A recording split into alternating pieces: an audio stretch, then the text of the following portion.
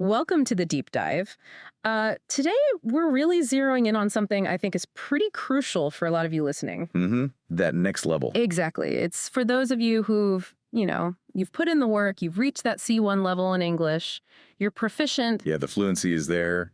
The grammar's solid. Right. But now you're thinking, okay, what's next? How do I actually connect more deeply? How do I influence situations, outcomes? It's about making a real impact, isn't it? Beyond just like accurate communication. Totally. Whether that's for your career, maybe in an English-speaking workplace, or for academic success internationally. Or even just richer personal connections across cultures. Absolutely. So we're aiming to cut straight to the useful stuff today.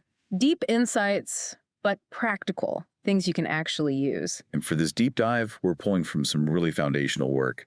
We looked at the art of connection, how C1 English learners can win people and wield influence. Okay. But we're also tapping into the real classics, Dale Carnegie's How to Win Friends and Influence People. A timeless one. Definitely.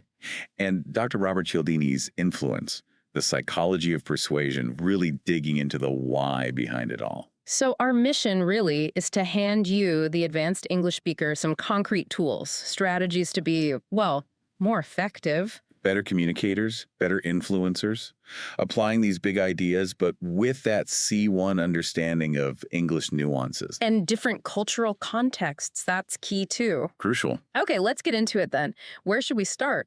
What's the bedrock for our C1 learners wanting to boost that connection and influence? Well, it really makes sense to kick things off with those core principles, the stuff that Carnegie and Cialdini mapped out. The fundamentals of human interaction, basically. Exactly. They're pretty universal. But having C1 English gives you, honestly, a huge advantage in applying them skillfully. Right. So thinking about Carnegie first, how to win friends.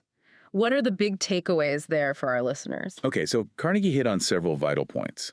First one, and it sounds almost too simple, is genuine interest in others. Easier said than done sometimes. It is.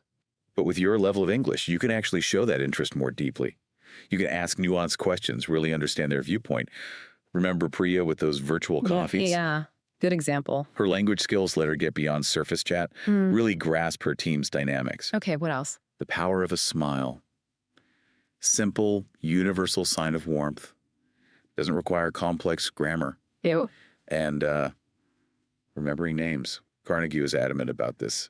Person's name is like the sweetest sound to them. And again, with C1, you can use it naturally in conversation and not just awkwardly recall it. Shows real respect. Precisely. It's weaving it in smoothly. What other pillars did Carnegie build on? Active listening. Huge.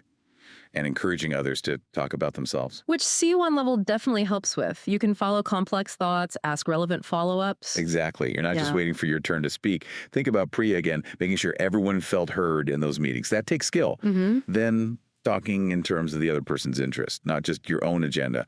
Yeah, like Priya reframing that technical issue around the team's shared goals. That's advanced communication. It really is. And finally, making the other person feel important and doing it sincerely. That sincerity piece is key, isn't it? Absolutely. Your sophisticated English lets you phrase appreciation in ways that land genuinely. It can really melt resistance. These make so much sense, and I can really see how strong English just amplifies all of them, especially when you're navigating different cultural norms. Definitely. So let's switch gears slightly to Cialdini. His principles are more about the psychology of persuasion, right? The triggers. Yeah, exactly. Cialdini looked at the mental shortcuts we all use to make decisions. He identified 6 main ones. First is reciprocity. The old, you scratch my back, I'll scratch yours. Kind of, yeah. It's that deep-seated human urge to return a favor. Think about Javier at that conference. Offering his experience. Yes. He spontaneously offered something valuable, his knowledge of the Colombian market. That created an opening. And as a C1 learner, you can offer value in subtle ways too, right? Sharing a relevant article, making a nuanced point in a discussion. Precisely. Things someone less proficient might struggle to articulate. Then there's scarcity. Ah, the limited time offer effect? Basically, yeah. Things seem more valuable if they're rare or hard to get. Yeah. We won't dwell on it, but think how precise English could help you highlight the unique benefits of something you're proposing. Makes sense. Okay, what else is in Cialdini's toolkit? Authority. This is a big one. Yeah. We tend to listen to people we see as credible experts. Like Kenji with his architectural proposal. Perfect example. He used his command of English, not to be loud, but to present complex data clearly, calmly. That built authority. Quiet confidence. Exactly. Then there's consistency. We like our actions to line up with what we've said or done before. Small commitments can lead to bigger ones. Right. Liking is another huge factor. Yeah. We're just more easily persuaded by people we, well, like. And what drives liking, according to Cialdini? Things like similarity, finding common ground, praise, genuine compliments, and cooperation, working together towards goals. Your English skills help hugely with finding that common ground and expressing appreciation effectively. And finally, social proof. When we're unsure, we look at what others are doing. Like testimonials or seeing that lots of people use a product. Exactly. So the key thing for our listeners is these principles work on a fundamental human level. Your advanced English just gives you much finer control in navigating them. That's a really empowering way to think about it. So let's spell it out. What specific advantages does someone already at C1 English have when it comes to connection and influence? Well, there are several. First, that nuanced understanding of English. You get irony, humor, subtext. That's gold for building rapport. Yeah, telling a joke that actually lands or catching one. Right. Second, complex argumentation skills. You can build a logical case, persuade effectively in professional or academic settings. That's a huge C1 benefit. Third, access to information. Your English opens up a vast world of knowledge, diverse viewpoints you can bring into conversations. Makes you more interesting, more insightful. And you mentioned culture. Yes. Fourth, often a heightened awareness of cultural differences. Many C1 learners have lived or worked across cultures. They can be like cultural bridges, understanding different communication styles. Those are definitely big pluses, but realistically, even at C1, there must be challenges, areas to keep working on for connection and influence. Oh, for sure. It's a journey, right? One common thing can be an over-reliance on very formal language. Textbook English. Yeah, sometimes. Yeah. Grammatically perfect, but maybe a bit stiff. It can sometimes create a barrier to easy, natural connection, especially in more casual settings. I can see that. Another big one is cultural misinterpretation. Even with perfect English, wires can get crossed. Think like German directness versus British indirectness. Oh, yeah. Potential minefield. It can be. Also, sometimes there's a fear of imperfection. Worrying about tiny mistakes can hold you back from being spontaneous, which is key for genuine connection. That resonates. That fear can be paralyzing. Any other areas C1 folks should pay attention to? Well, even at C1, you might occasionally miss subtle things in really fast native speech or with strong accents. It happens. Sure. And accurately conveying complex emotions, that requires more than just vocabulary. It's about prosody, the rhythm, the intonation of English, and having that rich emotional vocabulary to draw on. So getting the feeling across, not just the facts. Exactly. The main point here is keep refining. Embrace the little imperfections as chances to learn. That's how you move from just being fluent to being truly influential. It's not just about understanding irony, for example, but learning to use it effectively, being mindful of the cultural context, of course. Right. Let's make this really concrete with those stories you mentioned earlier. Priya, Javier, Kenji. How did Priya, leading that diverse team, put this into practice? Okay, so Priya. She managed this multinational software team. Her C1 English was great, obviously, but she knew leadership needed more than just clear instruction. He needed a connection. Exactly. So she consciously used Carnegie's ideas. Those virtual coffees, not just status updates. They were her way to show genuine interest in her team as people. She used her active listening skills to pick up on unspoken stuff, tailor how she communicated, and by always valuing everyone's input in meetings, she made them feel important. Building that trust. Absolutely. Yeah. So when that big technical disagreement happened, her diplomatic, clear English helped her navigate it. She focused on their shared goals, not just the conflict. Her influence came from that trust and understanding she'd built. So her C1 English was the tool, but the principles were the strategy. What about Javier at the conference? Networking. Right, Javier. He was at this international marketing conference, wanted to network, confident in formal presentations, less so in, like, spontaneous chat. Common situation. Very. But during a session on sustainable marketing, his area, he saw a chance. His English was strong enough that he could jump into a conversation confidently, politely, offer his expertise from Colombia. Reciprocity in action, offering value first. Exactly. It immediately got people interested. He could then articulate his passion, his insights, clearly, enthusiastically in English.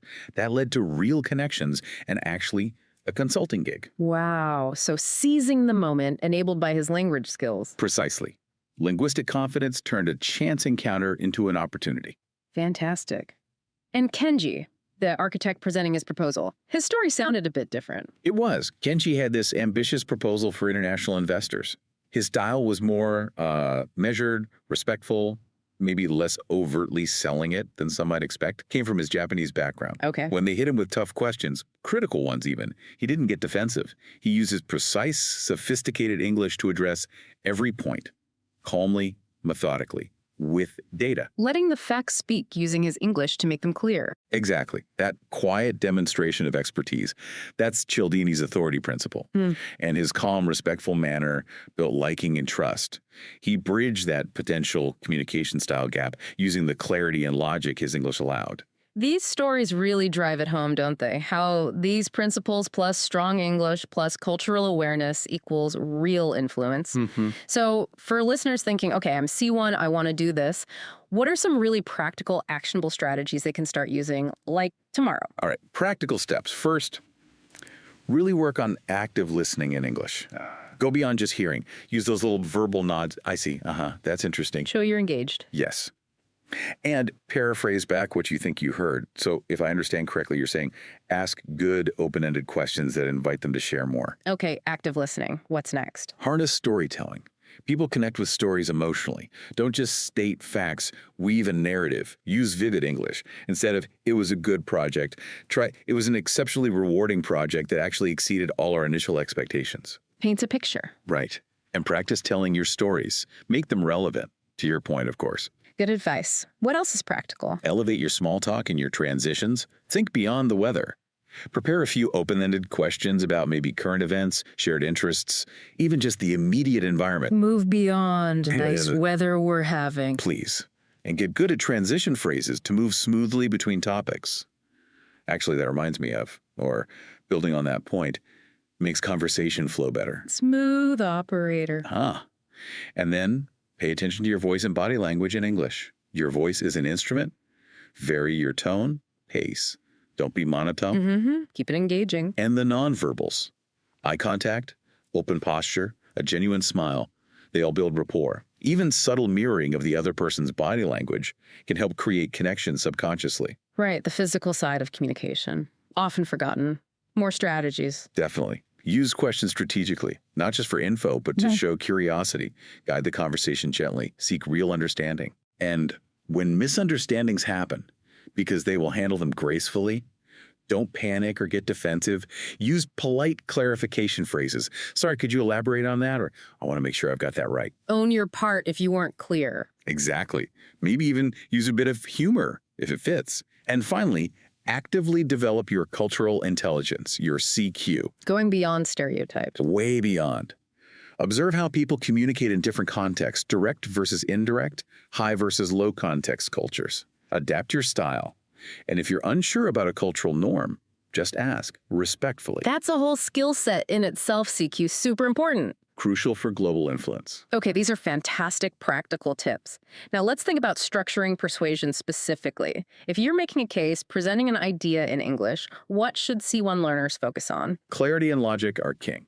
You need a clear structure. Use signposting language. First, I'll cover X. Secondly, Y is important. Moving on to Z. In conclusion, guide your listener. Make it easy to follow. Absolutely. Back up your points with solid evidence, specific examples. This is where your C1 research and analysis skills really shine. Leverage those strengths. Definitely. Yeah. Also, acknowledge counter-arguments respectfully. Show you've thought about other angles. Phrases like, while some might argue X, the data suggests Y. It builds credibility. Shows you're balanced. Right. And focus on the benefits for them, not just the features of your idea. What's in it for them? WIFM, what's in it for me? Exactly. Use inclusive language, we, our, to build that sense of collaboration. And always, always use politeness and diplomacy.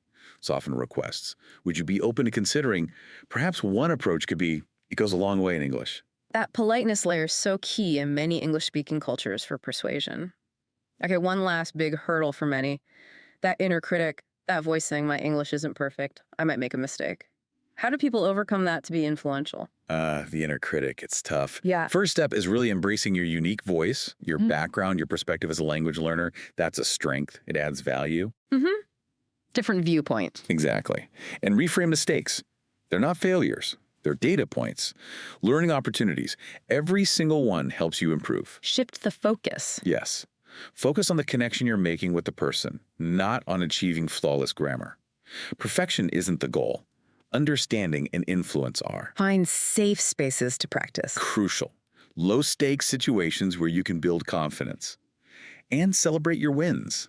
Acknowledge how far you've come. Remember Carlos from Brazil. Tell us about Carlos.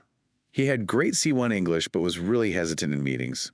Felt intimidated. He joined Toastmasters, the public speaking group. Like supportive environment. Exactly. Gradually, practicing there, he found his voice. Gained the confidence to actually share his ideas persuasively at work. His C1 English was the tool, but the confidence was the catalyst that unlocked his influence. That's a great story. Confidence as the key. So wrapping this up, bringing this deep dive towards its conclusion. I think the main takeaway is this. Winning people, influencing others, it's an ongoing process. And for you C1 English learners, your language skills combined with that cultural awareness, it's a powerful combination, a real advantage. Absolutely. So to you listening, our encouragement is view every single conversation you have in English as an opportunity. An opportunity to connect, yes, but also to learn and to share your perspective. Your voice matters. Your voice, which you've worked so hard to hone in English, truly has the power to resonate, to persuade. Don't underestimate it. Embrace that potential. And maybe a final thought to leave you with. What if you consciously picked just one thing we talked about today? Maybe really focus on active listening in your next meeting, or try talking in terms of the other person's interests during a coffee chat. Just one principle. Yeah. How might that single conscious shift change that interaction? Move it from just exchanging info to building real connection, maybe even a little influence. Something to think about. What will you try first? Thanks for tuning in to this deep dive. Thank you for joining us.